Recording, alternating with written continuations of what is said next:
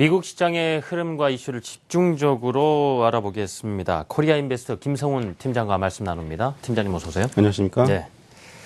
자, 미국에서 특히 이번 주 같은 경우는 여러 경제 지표들에 눈길을 줄 수밖에 없는 한 주가 되겠는데요. 그 이전에 이 각국의 상황들, 세계 금융시장의 상황을 좀 짚어봐야 미국에서도 나오는 이 얘기들 더 집중해서 말씀 나눌 수 있지 않을까 싶은데요. 지금 뭐 경기라든가 정책이라든가 아니면 뭐 증시도 그렇고 여러 변곡점에 와 있다는 말씀 참 많이 나누고 있고요. 네. 최근 우리 시장도 이렇게 전 세계 금융시장의 변동성이 상당히 커진 듯한 느낌들 많이 받으실 겁니다. 네. 전 세계 증시 흐름을 전반적으로 보면서 분위기부터 좀 가늠을 해봤으면 좋겠습니다. 네. 네. 자, 어제부로 이제 9월달 3분기 시장이 이제 마감이 되었습니다. 자, 10월달에 있죠. 양적 완화 Q3가 종료가 됩니다. 그동안 비전통적인 경기 부양 방식이었죠. 헬리콥터를 타고 돈을 무진장 뿌렸습니다. 네. 그 부분에 어떤 QE의 효과가 이제 아랫부분 서민층까지 흘러 들어가지 않았다라는 사실은 이제 제가 이 시간을 통해서 많이 말씀을 드렸고, 결국 그 절반의 효과를 가지고서 전 세계 증시 모두 미국 경제, 유럽 경제, 실질적인 경제 펀더멘털에 다시 한번 주목을 하고 있는 상황이에요. 자, 결국 이제 주식 시장만 놓고 본다라면 유동성이 힘을 바탕으로 해서 신고가를 대표적인 양 대륙 모두 경신을 했지만 그 혜택 결국은 주요 메이저 투자 업체들과 글로벌 헤지 펀드들만이 가져갔다라고 좀 봐야 될 것 같죠. 예. 자, 여하튼 실질적인 유동성의 끝을 목전에 두고 있는 상황에서 말씀하신 대로 전 세계 글로벌 증시 변동성이 심해지는 모습이 나오고 있습니다. 자료 화면 보시죠. 일단은 먼저 보시는 그림은 이제 MSCI 코리아 월봉 차트와 그리고 코스피 200 지수의 월간 차트를 제가 동시에 좀 비교를 해봤습니다. 자, 보시면 두 가지 포인트를 알 수가 있는데요. MSCI 같은 경우는 지난달까지는 그나마 추세가 좀 양호했는데 이번 달이죠. FOMC 어떤 컨시더러블 타임이라는 상당히 시장이 원하는 단어가 나왔음에도 불구하고 급격하게 흘러내리는 모습이 나오고 있습니다. 자, 두 번째 포인트는 네. 코스피 200 지수는 뭐 원래도 뭐 그렇게 추세가 좋지 못했기 때문에 그러려니 하는데 MSCI 같은 경우는 단번에 밀고 내려왔다는 점이 결국은 이제 양쪽안을 목전에 두고 있는 상황에서 전 세계 증시 반응을 하고 있다라고 좀 봐야 될 것 같고요. 두 번째, 우리나라뿐만이 아닙니다. 브릭 ETF 보시죠. 브라질, 러시아, 인도, 차이나 마찬가지입니다. 지난달까지 양호한 추세를 유지를 하다가 이번 달이죠. 같이 밀려가는 모습이 나오고 있습니다. 그다음 이머징 마켓, 특히나 아시아권 이머징 마켓의 대표죠. 인도네시아와 태국의 주간 차트 한번 보시죠. 인도네시아 같은 경우는 고점이죠. 전고점 부근에서 거의 한 2달 연속 돌파를 못하고 있는 상황에서 밀려버리는 모습 나오고 있고, 태국 같은 경우는 전고점까지도 못하고 돌파를 못하고서 이제 좀 주춤하는 모습들이 동시에 발견이 되고 있습니다. 자, 그럼 독일 한번 보시죠. 유럽 지수를 보실 때 제가 독일 차트만 보시라는 말씀을 좀 드리고 있는데, 보시면 헤드앤숄더의 모양을 그리면서 지난주에 좀 의미 있는 좀 모습의 기술적 흐름이 나왔습니다. 유럽 같은 경우는 20일 추가적인 경기 부양 정책을 기대를 하고 있습니다. 다시 네. 한번 유동성의 힘을 좀 믿어보자, 기대를 하자. 반대로 여기서 그만큼 자신이 없다라는 뜻이겠죠. 자, 마지막이죠. S&P 500 지수.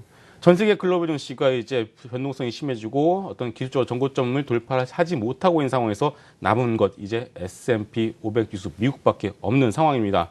오늘 포드의 자동차 주가가 급락을 했어요. 결국은 이제 자동차 주가 역시나 뭐 미국 같은 경우는 대표적인 소비 지표의 하나로 좀 볼 수가 있지 않겠습니까?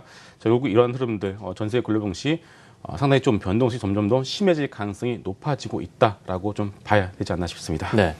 각국 상황 살펴본 대로 글로벌 증시가 양적 완화 어떤 종료 시점, 현재 이달 회의에서 이제 완전히 끝날 확률이 상당히 높은 상황인데 그 양적 완화 종료나 또 힘에 붙이는 느낌이 확실히 듭니다.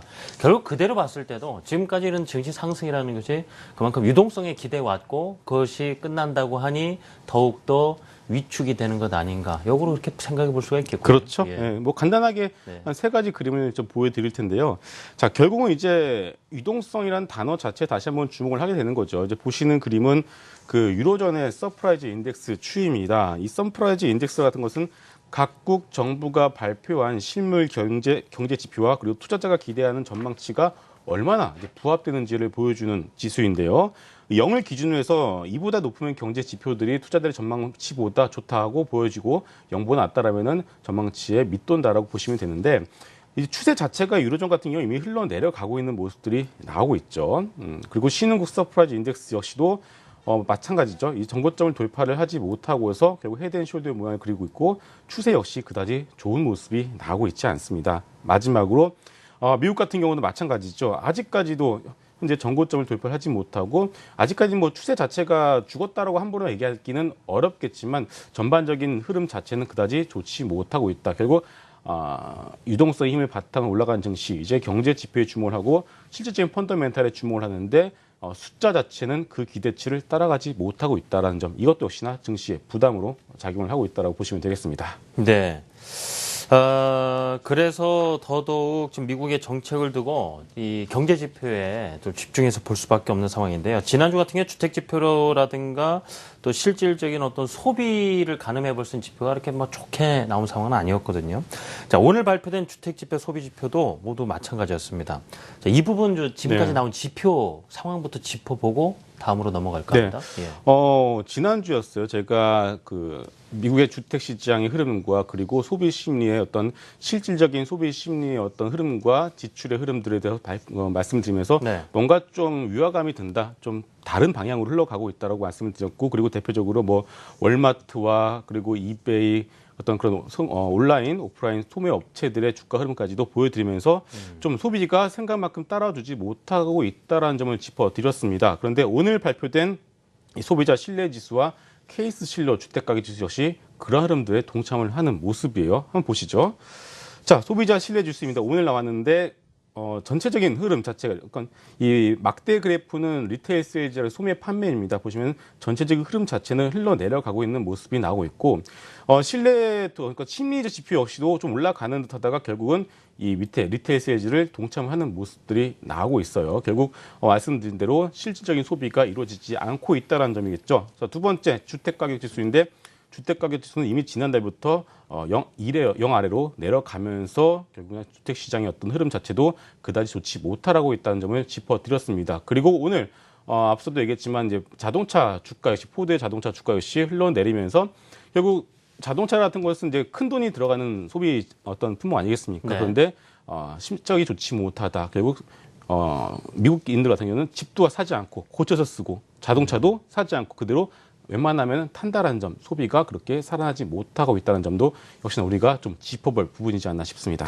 그렇군요. 지금까지 이번 주 들어 나온 지표들 보면은 이것만 가지고 또 미국 경제 흐름을 논하기에는 좀 이른 것 아니냐 이런 분석도 나오고 있거든요. 그래서 더더욱 상당히 중요도가 상대적으로 높을 수밖에 없는 ISM 뭐 제조업 지표라든가 고용 지표라든가 이제 곧 발표를 앞두고 있는데 특히 우리 그 ISM 제조업 지표를 보면은 지난달 59를 찍으면서 그래도 좋다라고 보이는데 지금 전망 나오는 거 보면 좀 이제 낮춰 잡는 것 같기도 하고 네. 너무 조심스럽게 전망하는 것 아닌가 네네. 이런 모습도 보입니다. 자, 일단 뭐 ISM 제조업 지수는 거의 우리가 A급 지표라고 보죠. 그래서 매달 첫 주에 나오는 이 숫자에 그동안 얼마나 우리가 목을 메고서 숫자가 좋게 나오는지 안 좋게 나오는지 살펴보지 않았겠습니까?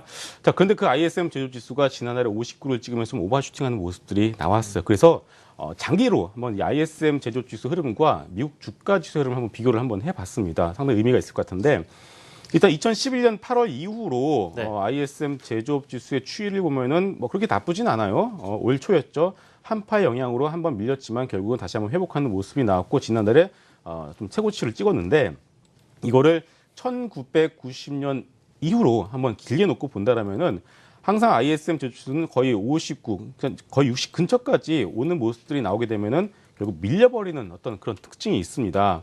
그런데 그러면은 제가 표시한 이 변곡점 부근에서 주가 지수는 어떻게 됐을까라고 한번 살펴보게 되면은 결국 전반적으로 이 ISM 제조지수가 거의 고점을 찍는 언저리에서는 주가 지수는 거의 흘러내리는 모습들이 나왔어요. 물론 2004년부터 2005년까지 이때는 약간 좀 예외적인 부분이 나왔지만 이 부분을 제외하고는 전반적으로 59 이상을 오버슈팅한 이후에는 주가 지수가 조금 조정하는 흐름들이 나왔다는 것을 우리가 글쎄 무시해서는 안 될 것 같습니다. 그래서 제가 말씀드리고 있는 것이 해외 주식들을 직접적으로 하시는 분들, 특히나 미국 주식을 하시는 분들에게서 네.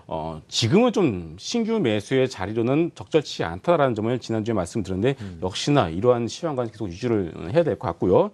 그리고 뭐 우리 시장 간단히 얘기를 해보게 되면은 전반적으로 포트폴리오 교체가 이루어지고 있는 것 같습니다. 어제 장이었죠. 특정 외국계 창구 쪽에서 대량의 물량이 나왔는데 그 물량이 나온 종목들 보시면은 많이 올라간 종목들 쪽으로 물량이 많이 나왔어요. 네. 그리고 반대로 사 모은 종목들 보시면은 바닥권에서 기억하고 있는 종목들을 조금씩 사 모으고 있는 것을 보고 있습니다. 결국 포트폴리오의 교체가 이루어지고 있다는 점. 그렇다면 우리가 이 부분을 참고해서 10월달 국내 주식 전략까지 여러분들이 세우실 필요가 있겠습니다. 변화의 시기에 우리 국내 증시에서 각 수급 주체들 역시도 어떤 변화를 주고 있는지 좀 주시를 해보자라는 차원에서 어제 또 우리 장에 대한 이야기 잠깐 언급을 해주셨군요. 지금까지 코리아인베스트 김성훈 팀장이었습니다. 팀장님 감사합니다.